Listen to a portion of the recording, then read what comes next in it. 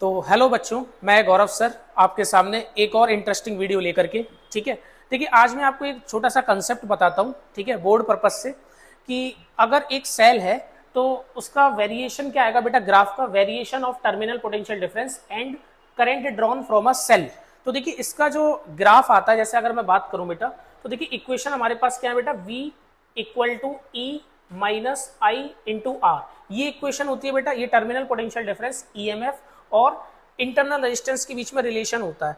अगर मैं इसका ग्राफ देखूं तो देखिए इसका ग्राफ मेरे को ड्रॉ करने के लिए क्या करना पड़ेगा बेटा, तो देखिए यहाँ से ये V और मेरे को यहाँ पर करंट, इन दोनों के बीच में ग्राफ ड्रॉ करना है। तो यहां से अगर देखिए ये इक्वेशन है, तो इस इक्वेशन को मैं क्या करूंगा बेटा, जस्टिफाई करूंगा कैसे, y equal to M X plus C, ये इक्वेशन होती है बेटा।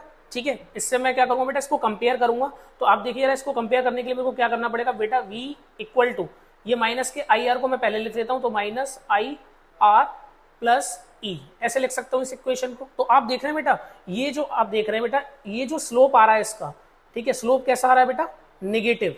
स्लोप नेगेटिव का मीन्स ये है कि इसका जो एंगल है, एंगल वो बेटा क्या होगा आपका 90 से बड़ा होगा, इसलिए इसका स्लोप क्या है बेटा, नेगेटिव। तो मेरे को ऐसे ही ग्राफ ड्रॉ करना पड़ेगा। तो अगर इस ग्राफ को ड्रॉ करने के लिए बेटा मेरे को कैसे ग्राफ ड्रॉ करना पड़ेगा, V और I के बीच में कुछ इस टाइप से। ठीक है, तो स्ट्रेट लाइन ड्रॉ होगा। आप देख रहे हैं ये जो एंगल आप देख रहे हैं बेटा, ये थीटा क्या है बेटा आपका 90 से बड़ा है। ठीक है, स्लोप नेगेटिव। तो यहां से आपको करना क्या है, जैसे अगर मैं बात करूं बेटा इस पॉइंट की अगर मैं बात करूं तो जो V है वो इक्वल है किसके बेटा, E के। करंट तो है ही नहीं, सिर्फ पोटेंशियल है, जो कि पोटेंशियल डिफरेंस किसके बराबर हो गया, EMF ऑफ द सेल के। लेकिन अगर मैं इस पॉइंट की बात करूं तो यहां पर बेटा V क्या हो गया आपका, जीरो। V क्या हो गया, जीरो। तो अगर मैं बात करूं बेटा यहाँ पर अगर V जीरो है, अगर मैं इक्वेशन लगाऊं V equal to E minus I R, तो V की वैल्यू जीरो, तो ये क्या हो जाएगा E minus I into R, I R वाला टर्म उधर जाएगा, तो I की वैल्यू कितनी आ जाएगी बेटा, E अपॉन आर। ठीक है, तो ये एक ग्राफ है जो कि आपको थोड़ा सा इसमें समझना पड़ेगा। देखिए इसके ऊपर मैंने एक क्वेश्चन ले रखा है। ठीक है, तो बेटा ये आपके सामने देखिए मैंने एक क्वेश्चन ले रखा है। ठीक है, तो ये क्वेश्चन क्या बेटा, the plot of the variation of potential difference across a combination of 3 identical cells in series versus current is shown below. What is the EMF and internal resistance of each cell.